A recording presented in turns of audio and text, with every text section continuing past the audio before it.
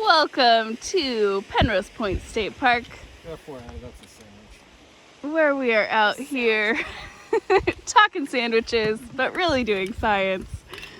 This is an experimental Olympia oyster predation study that we're gonna turn to lovely Mike Behrens to tell us a little bit more about what we're doing out here on the beach at night with all these oysters.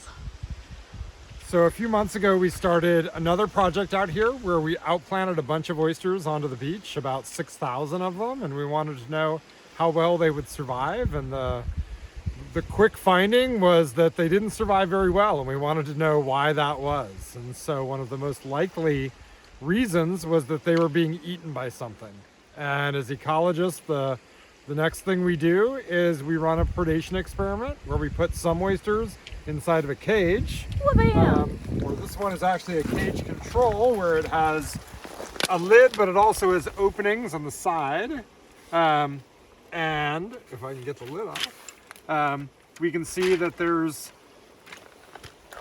oyster shells in here, and there are also baby Olympia oysters in here as well.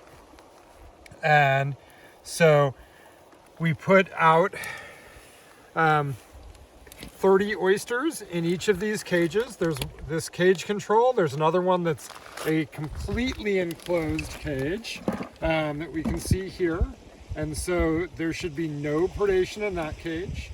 And then we have a couple other treatments where the oysters are completely open to predators. And what we're doing is trying to figure out how many of these oysters are dying because they're being eaten by predators, and maybe even what types of predators are eating them. And what we've found is that indeed predation is playing a major role in the decline of these oysters.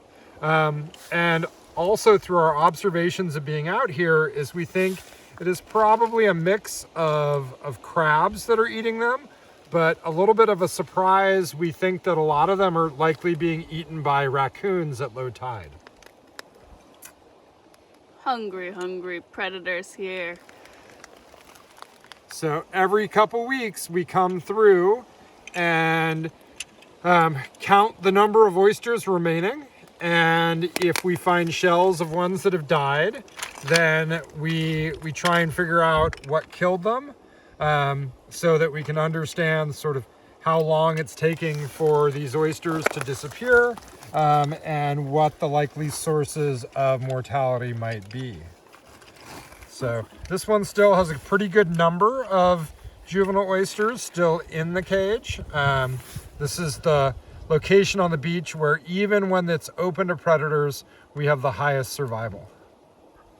And can you tell us a little bit more about the open plots that we have? Yeah, so the open plots are in two different treatments. They have no walls at all or a roof, but one of them, the baby oysters are mixed into the shell, and the other one, the baby oysters are just placed on top of the shell. And so we're trying to understand through that how important it is for the predators to be able to find the oysters right on top of the shell in determining whether or not those oysters will survive. That's hence our little sandwich conversation at the beginning of the night. I'm working on the sandwich, Yeah. aka the mixed-in oyster babies. Which, Hazoji, how many oyster babies have you found in this sandwich treatment? I just started counting. And we totally made you lose track of it. No. I made a point to stop at 10 right here. I was like, 10, I can keep track of that. But quite a few, as you can see. So, yeah, I went through all the shells and dug these babies out, and now I'm counting them to see how many survived. But it's looking pretty good over here.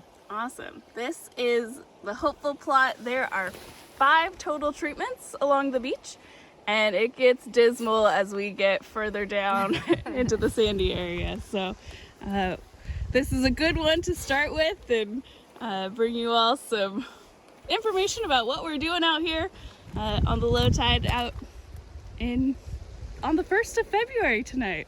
So I don't know if there's anything else you want to say about this lovely experimental adventure we're on. Only that the hope between this and the test plot work is to try and understand whether or not there is a possibility for a large-scale oyster restoration at this site.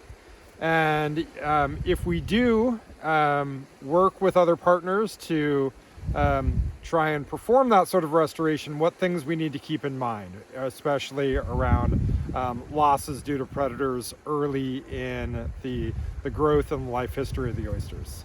Excellent. Operation, how do we not do a science thing to feed the crabs and the raccoons? Sweet. Well, with that, I think we'll say, learn